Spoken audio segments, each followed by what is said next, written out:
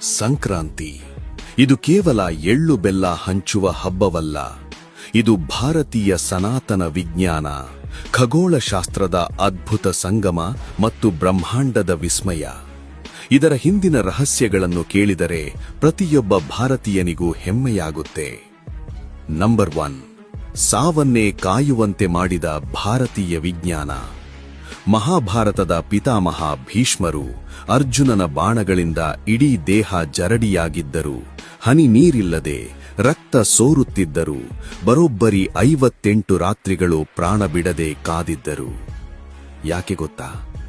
ಅವರಿಗೆ ಬೇಕಿದ್ದಿದ್ದು ದಕ್ಷಿಣಾಯನ ಎಂಬ ಕತ್ತಲಲ್ಲ, ಅವರಿಗೆ ಬೇಕಿದ್ದಿದ್ದು ಉತ್ತರಾಯಣ ಎಂಬ ಮೋಕ್ಷದ ಬಾಗಿಲು.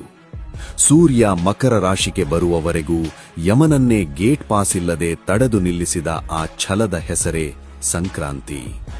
ಸಾವನ್ನೇ ಗೆದ್ದು ನಿಂತ ಭೀಷ್ಮ ಕಾಯ್ದಿದ್ದು ಈ ದಿನಕ್ಕಾಗಿ. ಮಕರ ಸಂಕ್ರಾಂತಿ ಕೇವಲ ಹಬ್ಬವಲ್ಲ, ಅದು ಬೆಳಕಿನ ಪಯಣ. ನಂಬರ್ 2, ಇದು ಜಗತ್ತಿನ ಏಕೈಕ ಸೈಂಟಿಫಿಕ್ ಹಬ್ಬ. ಬೇರೆ ಹಬ್ಬಗಳಂತೆ ಇದರ ದಿನಾಂಕ ಬದಲಾಗಲ್ಲ.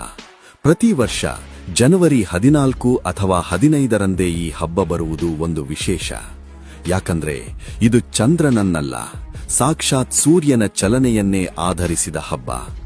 ಸಾವಿರಾರು ವರ್ಷಗಳ ಹಿಂದೆಯೇ ಟೆಲಿಸ್ಕೋಪ್ ಇಲ್ಲದ ಕಾಲದಲ್ಲೇ ಸೂರ್ಯನ ನಡೆಯರಿತಿದ್ದ ನಮ್ಮ ಋಷಿಮುನಿಗಳ ವಿಜ್ಞಾನಕ್ಕೆ ಒಂದು ಸಲಾಂ ಹೇಳಲೇಬೇಕು. ನಂಬರ್ 3, ಕಾಶ್ಮೀರದಿಂದ ಕನ್ಯಾಕುಮಾರಿವರೆಗೆ ಹೆಸರೇ ಬೇರೆ, ಉಸಿರೊಂದೇ.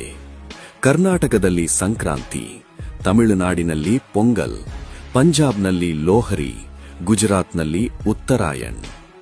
ಅಷ್ಟೇ ಅಲ್ಲ, ಬಾಹ್ಯಾಕಾಶದಿಂದಲೇ ಕಾಣುವ ಜಗತ್ತಿನ ಏಕೈಕ ಮಾನವ ಸಮೂಹ ಕುಂಭಮೇಳ ನಡೆಯುವುದು ಇದೇ ಸಮಯದಲ್ಲಿ.